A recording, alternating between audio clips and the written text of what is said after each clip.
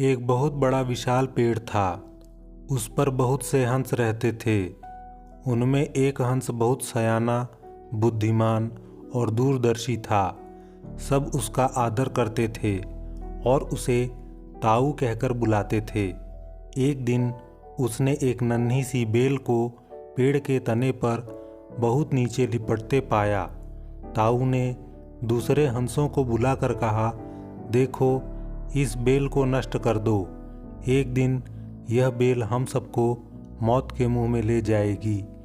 एक युवा हंस हंसते हुए बोला, ताऊ, यह छोटी सी बेल हमें कैसे मौत के मुंह में ले जाएगी? सयाने हंस ने समझाया, आज यह तुम्हें छोटी सी लग रही है, धीरे धीरे यह पेड़ के सारे तने को लपेटा मारकर ऊपर तक आएगी। फिर बेल का तना मोटा होने लगेगा और पेड़ से चिपक जाएगा।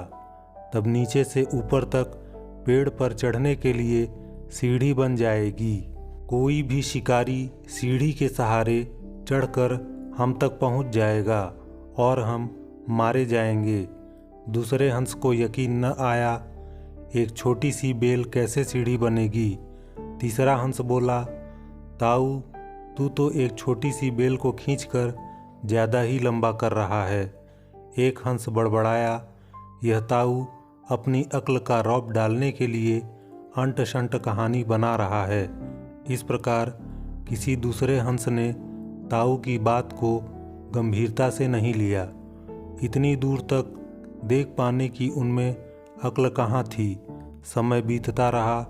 बेल लिपटते लिपटते ऊपर शाखों तक पहुँच गई।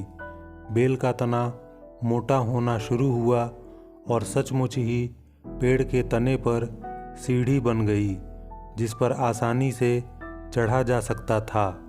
सबको ताऊ की बात की सच्चाई सामने नजर आने लगी, पर अब कुछ नहीं किया जा सकता था, क्योंकि बेल इतनी मजबूत हो गई थी कि उसे नष्ट करना हंसों के बस की बात नहीं थी।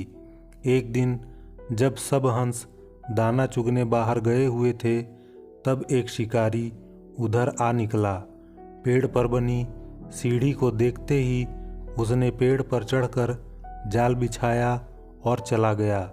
सांझ को सारे हंस लौट आए। पेड़ पर उतरे तो शिकारी के जाल में बुरी तरह फंस गए। जब वे जाल में फंस गए और फड़फड़ाने लगे, तब उन्हें ताऊ की बुद्धिमानी और दूरदर्शिता का पता लगा। सब ताऊ की बात न मानने के लिए लज्जित थे और अपने आप को कोस रहे थे। ताऊ सबसे रुष्ट था और चुप बैठा था।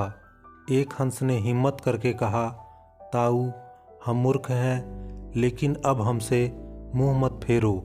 दूसरा हंस बोला, इस संकट से निकालने की तरकीब तू ही हमें बता सकता है। आगे हम तेरी कोई बात नहीं टालेंगे। सभी हंसों ने हामी भरी। तब ताऊ ने उन्हें बताया, मेरी बात ध्यान से सुनो। सुबह जब शिकारी आएगा, तब मुर्दा होने का नाटक करना।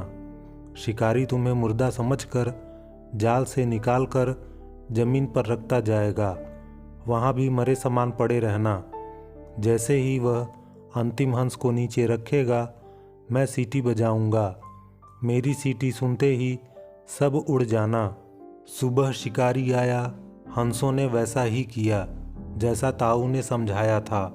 सचमुच शिकारी हंसों को मुर्दा समझकर जमीन पर पटकता गया। सीटी की आवाज़ के साथ ही सारे हंस उड़ गए। शिकारी अवाक होकर देखता रह गया।